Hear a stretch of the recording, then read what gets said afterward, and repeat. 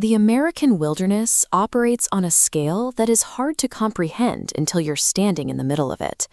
To navigate this landmass, you have a network of over 500 commercial airports, bridging the gaps between 63 protected national parks. That framework earns a 4.5 out of 5 for infrastructure. It means you can land a commercial jet, rent a car, and be completely off the grid in a matter of hours. Looking at this map of elite travel destinations, the data highlights exactly why the landscape diversity scores a perfect 5 out of 5. You have access to everything from the granite cliffs of Yosemite to the volcanic reefs of Maui. You have the physical environments and the transit systems to support almost any type of expedition, which sets a very high baseline for what a trip here should deliver. But all that access comes with a significant catch. The affordability rating sits at a highly volatile 3 out of 5. Because the country lacks comprehensive, high-speed regional rail, connecting these distant hubs requires internal commercial flights. Those add up quickly. This graph illustrates the problem perfectly.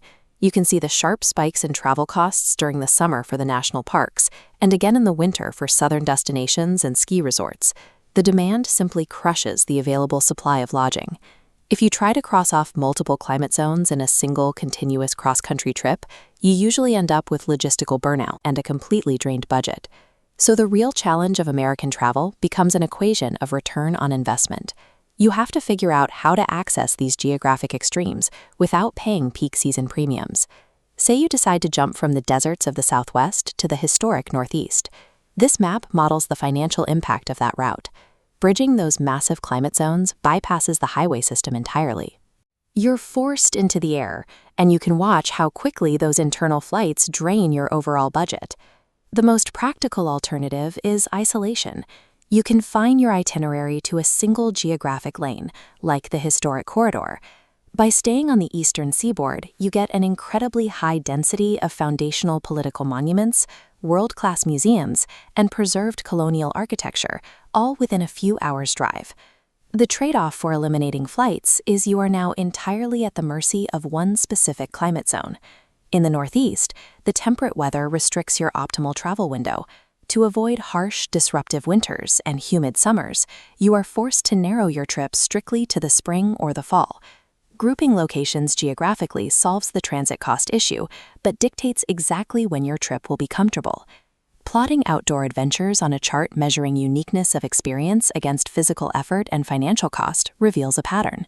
Notice premium ecotourism.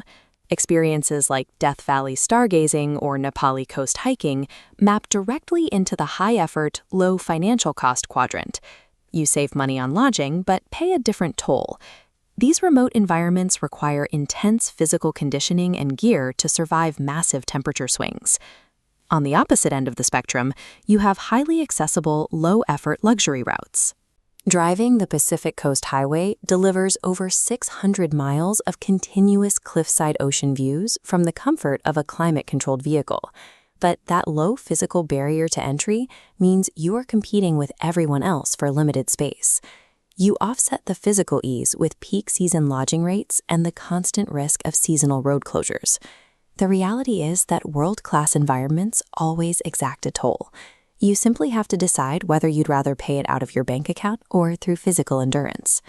Navigating affordability requires this seasonal highlights matrix to find overlaps between regions and travel windows. In the summer column, Mountain West National Parks light up. Perfect alpine weather is exactly why financial strain and crowd levels hit their absolute maximum. The most effective budget strategy is to actively shift your itinerary away from those peak months and into the shoulder seasons of spring and fall. This requires accepting a calculated risk. You get massive discounts on lodging and car rentals, but you significantly increase your exposure to volatile weather events, like late spring blizzards in the Rockies or fall hurricanes in the Southeast. Timing that window correctly yields immense rewards.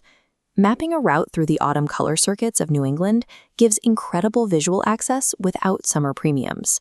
Strategic timing is the single most powerful lever you have. Breaking away from the rigid summer and winter travel binary is the only way to reduce financial friction. Let's apply this data to these traveler profiles to see how optimized itineraries actually look in practice. For budget-conscious travelers and families, the formula is clear. Prioritize drivable regional loops within the Mountain West during late spring. You might encounter a few rainy days or lingering snowbanks, but you trade that guaranteed perfect weather for a massive reduction in gate traffic and overnight hotel costs. For the history specialist, the data points entirely to the northeast. Confining your route to the Colonial Corridor during the fall foliage window maximizes both the cultural sites and the landscape. By completely eliminating the cost and time of crossing continental distances, an overwhelming itinerary becomes a highly focused, affordable reality. For the time-poor optimizer or luxury traveler, the strategy reverses. You focus entirely on the Pacific wonders, and you hit them dead center during their peak seasonal windows. This strategy provides direct access to environments like volcanic landscapes and preserved marine sanctuaries during their most visually dramatic windows. You are paying the absolute peak season premium, but because you're utilizing the region's 4.5 out of 5 infrastructure rating, you are guaranteed a dense, seamless experience with zero logistical friction. The scale of the country is simply too large to conquer in a single, sweeping cross-country road trip without burning yourself out. The United States is a massive geographic portfolio. Securing a world-class experience requires treating your time and your budget as targeted investments, allocating them carefully to one specific region at a time.